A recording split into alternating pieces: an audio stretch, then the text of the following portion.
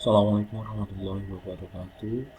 Pertemuan keempat MSDM 2 kita akan membahas tentang disiplin kerja. Jadi,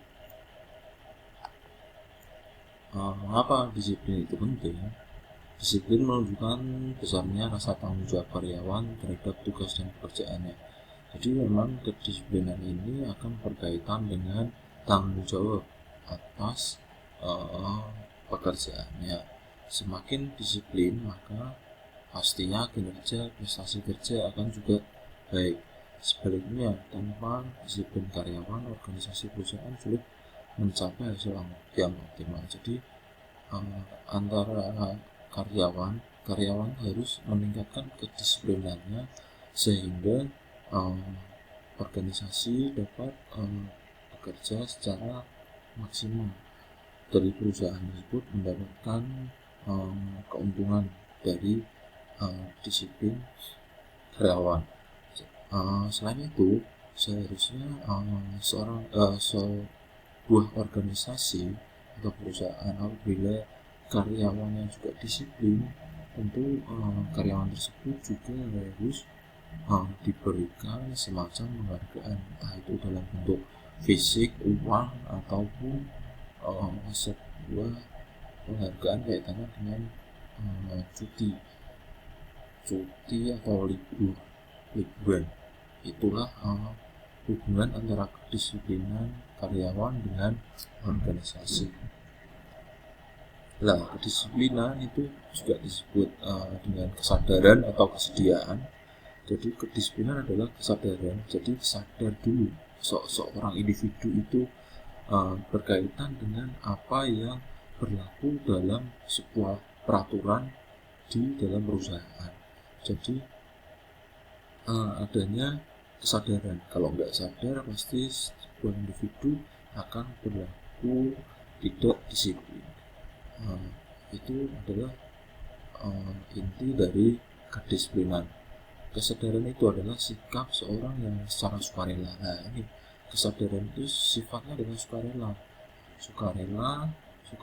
sadar untuk menyelesaikan tugas dan tanggung jawabnya. Jadi tanpa disuruh itu harus sudah dikerjakan. Itu kalau berangkat jam 7 ya harus datang jam 7 dengan kesadarannya masing-masing. Secara peraturan memang ada, ini kesediaan dari peraturan itu ada, tapi ada kesadaran dulu. Kemudian ini adalah kesediaan apa? Berdasarkan dengan peraturan yang ada, norma-norma yang ada. Jadi kalau ada peraturan berangkat jam 7 ya otomatis harus berangkat jam 7 secara tertulis maupun tidak tertulis. Kalau secara tertulis, kalau tidak tertulis, apabila atasan menyuruh A, secara sadar dan bersedia harus melakukan pekerjaan yang diberikan oleh atasan. Itu adalah kesadaran dan itu adalah kesediaan dari seorang karyawan. Kemudian ini perlu peraturan dan hukuman. Jadi pasti disiplinan ini akan berkaitan dengan peraturan yang tertib yang dibuat oleh perusahaan. Peraturan sangat diperlukan untuk memberikan bimbingan. Jadi peraturan ini membimbing seluruh karyawan dalam menciptakan tata tertib yang baik. Jadi memang penting adanya peraturan. Kalau sudah tidak ada peraturan itu mungkin karyawan akan duduk dan lain sebagainya, aktivitas yang tidak disiplin. Kemudian dengan tata yang baik, semangat kerja pastinya kalau ada aturan yang baik mesti adanya semangat kerja, moral kerja, efisiensi dan efektivitas kerja akan meningkat. Jadi tidak ada biaya yang terbuang sia-sia. Kemudian pekerjaan akan lebih cepat untuk dikerjakan apabila seorang karyawan menyelesaikan pekerjaannya pada tepat waktu. Kemudian hukuman diperlukan pastinya kalau sudah tidak sesuai dengan peraturan maka akan dilakukan peraturan akan diberi hukumannya mungkin membentuk SP1 peringatan dulu sampai 3 kali, kemudian Kalau apabila sampai 3 kali itu masih melanggar, yang paling yang hukuman yang paling berat adalah ketika dikeluarkan. Jadi ada pemutusan hubungan kerja tanpa pesangon, atau kalau yang masih ringan-ringan itu berkaitan mungkin yang skors, kemudian demosi.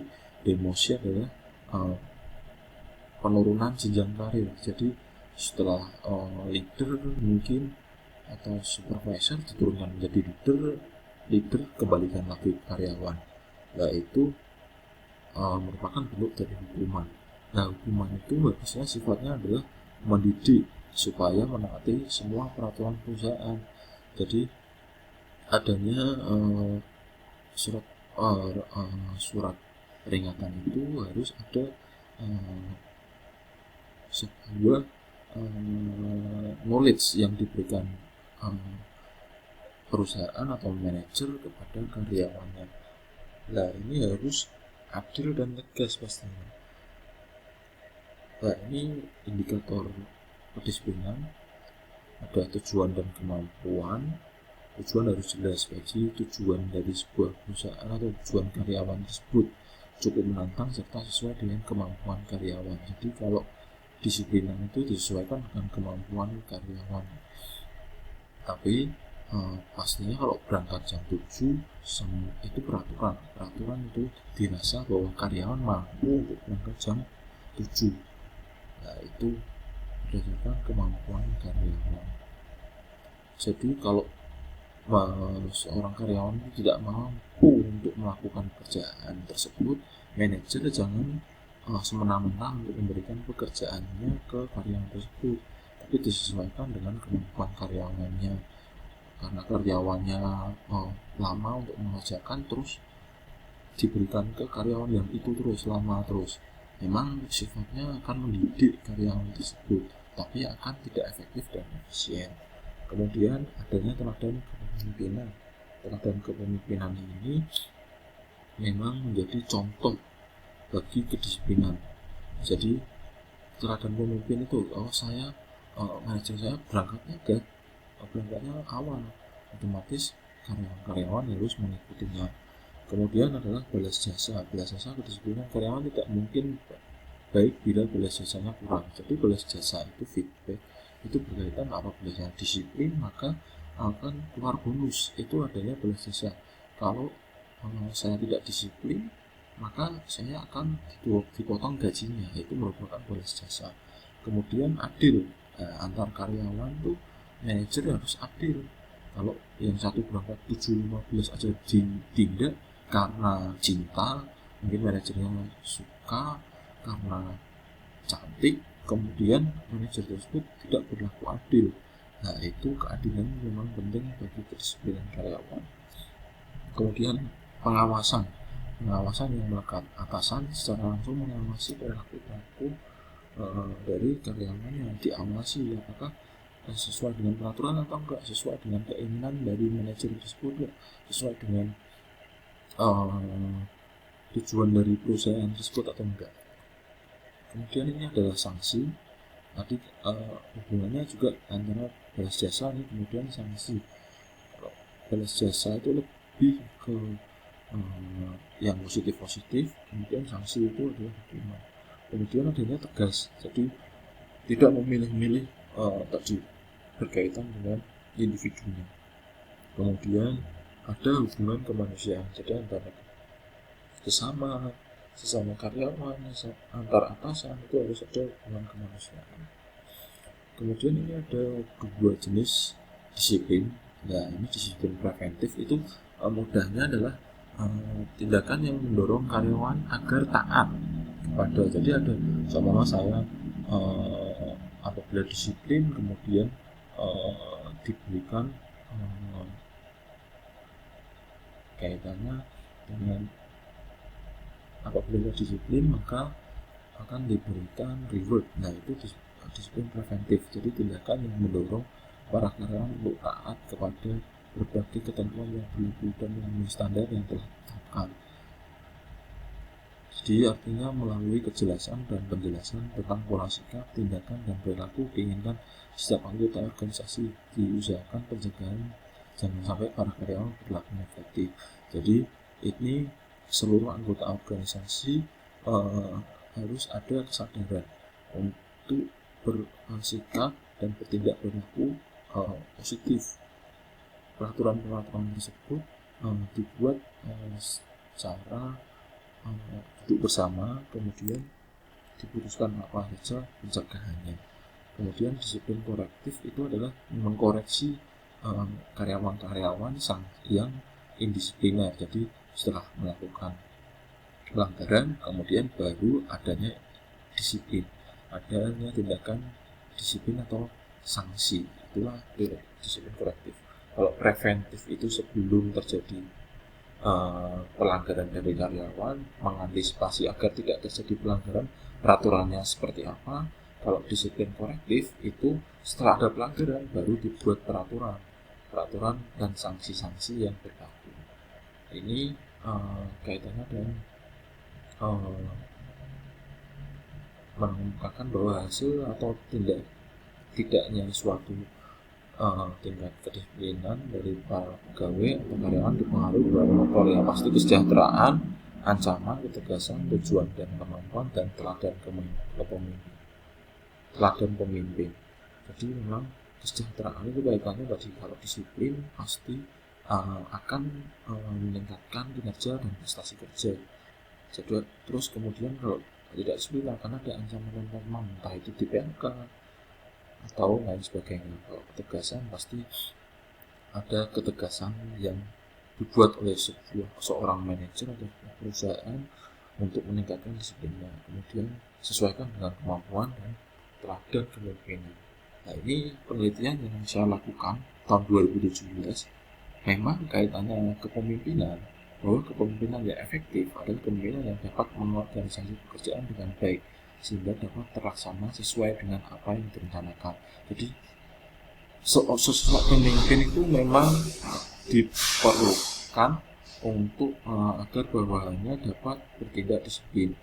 Jadi pemimpin mengorganisir, kemudian merencanakan apa kegiatannya. Semakin baik kemampuan pemimpin untuk mengorganisasikan pekerjaannya, maka disiplin kerja karyawan juga akan semakin baik. Jadi semakin pemimpinnya baik untuk mengorganisir, maka karyawan juga akan kinerjanya juga baik. Membentuk perilaku disiplin dipengaruhi oleh faktor kepribadian dan faktor lingkungan, yaitu kualitas kepemimpinan, kesejahteraan, dan sistem penghargaan. Seorang pemimpin dikatakan efektif dan berkualitas dalam kepemimpinannya jika para bawahannya berdisiplin baik. Jadi keberhasilan seorang pemimpin itu apabila karyawan-karyawannya atau bawahannya itu disiplinnya juga baik, kualitasnya juga baik dan efektif. Kemudian ini penelitian jawaban dari penelitian saya selanjutnya, pemimpin hendaknya mengarahkan program yang akan ditempuh dalam usaha pencapaian tujuan. Pemimpin harus bisa menjadi wakil dan juru bicara dalam hubungan dengan pihak di luar organisasi, menjadi komunikator yang efektif, mediator yang andal, khususnya dalam terutama dalam menangani situasi konflik. Jadi memang peran pemimpin ini memang sangat penting untuk dapat terjadinya disiplin kerja di sebuah perusahaan. Kemudian agar kedisiplinan dapat tercapai dengan baik perlu memperhatikan aspek ketepatan waktu dalam bekerja, kerapian, keterampilan, dan menggunakan perlengkapan dan peralatan kerja patuh terhadap peraturan, dan pemimpinnya bertanggung jawab akan pekerjaannya sehingga kinerja karyawan, yaitu dengan hal kuantitas, kualitas, keandalan, inisiatif, kerajinan, sikap, dan keadilan akan meningkat. Jadi memang kedisiplinan ini berkaitan dengan indikator-indikator kedisiplinan juga akan membantu meningkatkan kinerja. Ini selanjutnya agar dibaca sendiri. Mungkin cukup sekian kali ini.